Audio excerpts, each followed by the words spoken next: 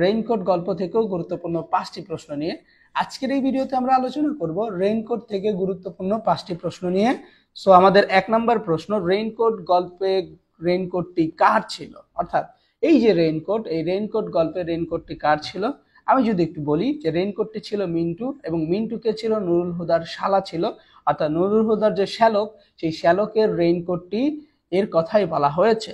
দেন আমাদের প্রশ্ন number 2, raincoat গল্পে নুরুল হুদা কোন বিষয়ের শিক্ষক ছিলেন? আমরা যে গল্পটি পড়েছি রেইনকোট, এই রেইনকোট গল্পে নুরুল হুদা কোন বিষয়ের শিক্ষক ছিলেন? তিনি কেমিস্ট্রি অর্থাৎ রসায়ন, এই রসায়নের একজন লেকচারার ছিলেন বা শিক্ষক ছিলেন, যেটা আমরা জানি। দেন 3 নম্বর প্রশ্ন, রেইনকোট গল্পের কথক কে? রেইনকোট গল্পটির কথক কে? রেইনকোট গল্পটির কথক হচ্ছে নুরুল হুদা, অর্থাৎ নুরুল হুদার জবানিতেই সম্পূর্ণ রেইনকোট গল্পটি কি হয়েছে?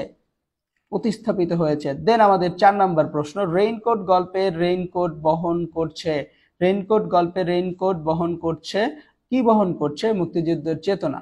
আমরা রেইনকোট গল্পটির মধ্যে যে রেইনকোট সম্পর্কে জানতে পাচ্ছি, এই রেইনকোটটা হচ্ছে একটা মুক্তিযুদ্ধের চেতনাকে বহন করছে।